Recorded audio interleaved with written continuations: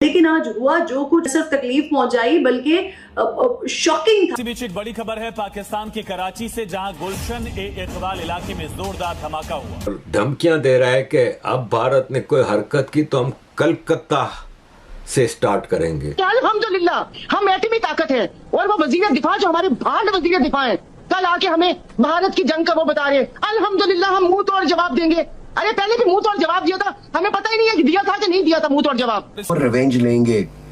आपने एक future revenge को बचाना है। जमीन में मारने की कोशिश करते हैं, वो बॉर्डर से उस पार चले जाते हैं, फिर हमारी पाक फौज तो बॉर्डर की उस पार नहीं जा सकती ना। कहता है कि हम न्यूट्रल हैं।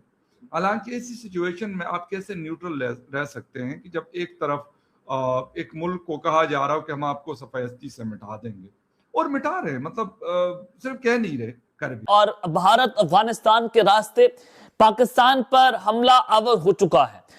बड़ी खबर सामने निकल के आ रही है कि लगातार पाकिस्तान के अंदर पिछले 24 घंटे से टीटीपी जो है वो कराची के अंदर हमले कर रही है, जिसमें खबरें आ रही हैं कि एक बहुत बड़ा बम धमाका भी हुआ है और उसकी जिम्मेदारी जो है वो टीटीपी ने ली है। और इतना ही नहीं, लोगों का कहना और सबका ये मानना है बीएलए से ज्यादा खतरनाक जो है इस समय नजर आ रहा है तहरीके तालिबान। और पाकिस्तान जो है वो हर तरफ से बजाया जा रहा है, चाहे वो भारत की तरफ से हो, चाहे ईरान की तरफ से हो, चाहे ये टीटीपी की तरफ से हो। यानी कि पाकिस्तान ने अपने ही पैरों पे कुल्हाड़ी मार ली है, हर एक मुल्क को दुश्मन बना करके। अब ये पाकिस्तान जो है वो चारों तरफ से जो है थोड़ा करके ठोका जा रहा है और इसकी जो कमर है वो पूरी तरीके से टूटती चली जा रही है। बताया जा रहा है करीब 70 से लेके 80 जो है पाक फौजी हैं वो मारे जा चुके हैं इसमें, और काफी ज्यादा जो है इसमें जख्मी बताए जा रहे हैं। तो कब, नाउ और नेवर, पाकिस्तान की सिक्योरिटी फोर्सेस पर बैक टू बैक दहशतगर्दों की तरफ से भारत के हिमायत याफ्ता टीटीपी और बीएलए के दहशतगर्द, जो कि अफगान तालिबान की सरपरस्ती में अफगानिस्तान की सरजमीन से ऑपरेट करते हैं, रोजाना की बुनियाद पर पाकिस्तान की सिक्योरिटी फोर्सेस पर हमले कर रहे हैं। ये बात बहुत इंपॉर्टेंट है। हम चाहें तो तुम्हारी फॉरेन पॉलिसी, तुम्हारे तल्लुकात, तुम्हारी हर चीज, तुम्हारा खेल, तुम्हारा कल्चर, तुम्हारे लोगों के अंदर खौफ का जज्बा, ये खौफ का जो अंसर है, ये हम सब का सब दोबारा ला सकते हैं अगर हम चाहें। तो ये पैगाम है जो आपको वहां से मिला है। अब ये भारत से आया, दिल्ली से आया या काबुल से आया, इससे फर्क नहीं पड़ता। अल्हम्दुलिल्लाह हम एटमी ताकत है और वो वजीर दिफा जो हमारे भांड वजीर दिफा है कल आके हमें भारत की जंग का वो बता रहे हैं। अल्हम्दुलिल्लाह हम मुंह तोड़ जवाब देंगे। अरे पहले भी मुंह तोड़ जवाब दिया था, हमें पता ही नहीं है दिया था कि नहीं दिया था मुंह तोड़ जवाब। इसी बीच एक बड़ी खबर है पाकिस्तान के कराची से, जहां गुलशन ए इकबाल इलाके में जोरदार धमाका हुआ। धमकियां दे रहा है कि अब भारत ने कोई हरकत की तो हम कलकत्ता से स्टार्ट करेंगे। कहता है कि हम न्यूट्रल हैं। हालांकि ऐसी सिचुएशन में आप कैसे न्यूट्रल रह सकते हैं कि जब एक तरफ एक मुल्क को कहा जा रहा हो कि हम आपको सफायस्ती से मिटा देंगे, और मिटा रहे, मतलब सिर्फ कह नहीं रहे, कर भी। उनको उस तरह का नहीं रहने देंगे जैसा पाकिस्तान अपने आप को समझ रहा था। दुश्मन आपके बीच में मौजूद है। चूरन चिताया जाता है कि अल्हम्दुलिल्लाह हम एटमी ताकत है और वो वजीर दिफा जो हमारे भांड वजीर दिफा है कल आके हमें भारत की जंग का वो बता रहे हैं। अल्हम्दुलिल्लाह हम मुंह तोड़ जवाब देंगे। अरे पहले भी मुंह तोड़ जवाब दिया था, हमें पता ही नहीं है दिया था कि नहीं दिया था मुंह तोड़ जवाब। मोदी को पता है जी वो दिया था जवाब, उसमें कंट्रोवर्सी में ना जाने देता। वो मोदी को पता है, पूरे इंडिया को पता है वो जवाब दिया था 10 मई को, पूरी दुनिया को पता है जी। उसमें कंट्रोवर्सी क्रिएट करने की जरूरत नहीं है मेरे ख्याल में।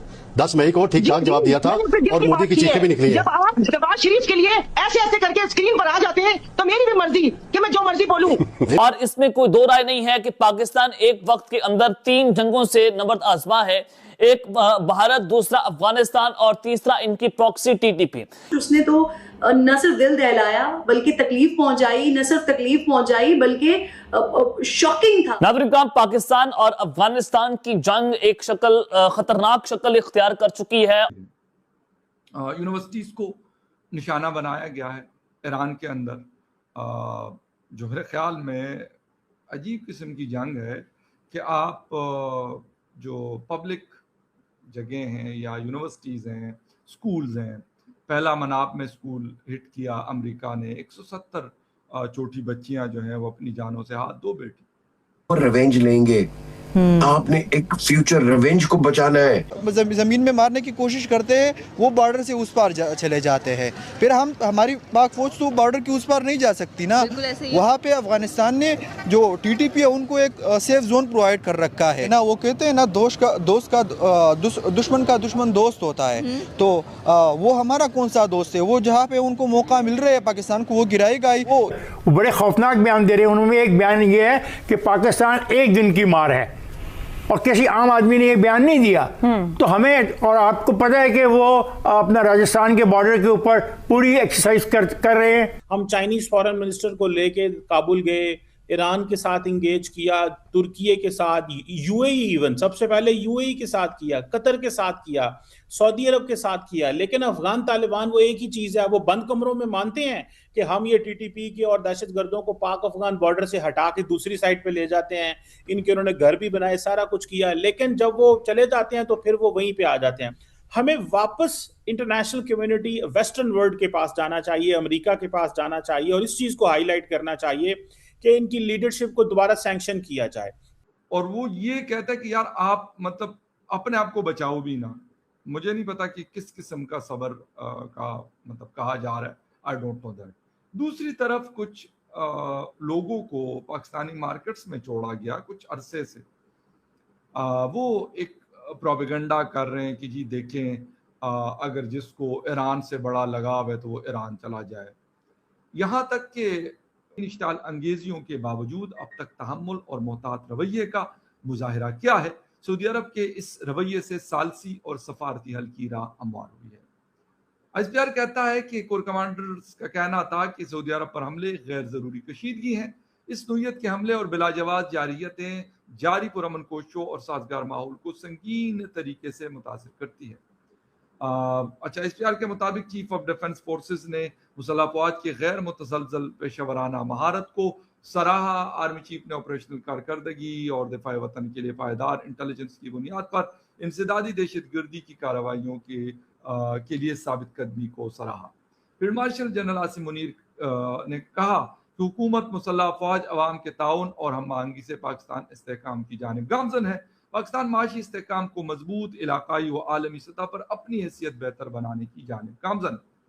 कोर कमांडर काउंसिल में कहा गया कि शुहदा की लाजवाल जो कुर्बानी है वो पाकिस्तान की सलामती की असास है, क्योंकि भारत के साथ मिलकर अफगानिस्तान में इस वक्त अमल पैरा है और वो अपने उसके मफादात हैं। वो पाकिस्तान के खिलाफ भी काम कर रहा है और उसी तरीके से वो ईरान के खिलाफ भी इन लोगों को इस्तेमाल करेगा। आपने देखा पिछली जो ये अटैक हुआ जहां पर बलूचिस्तान के अंदर, क्या हमारे सामने बात आई कि इस वक्त जिस किस्म का असला ये जो दहशतगर्द कैरी कर रहे हैं उसकी गालिबन जो उसकी वैल्यू है वो इतने लाखों डॉलरों के अंदर है कि जो कि हमारे वजीर दिफा ने बताया कि पाकिस्तान की रियासत भी वो अफोर्ड नहीं कर सकती। कराची के अंदर से खबर सामने निकल के आ रही है कि पिछले 48 घंटे के अंदर से लगातार पाकिस्तान के कराची के अंदर जो है दर बदर जो है हमले किए जा रहे हैं तहरीके तालिबान के द्वारा।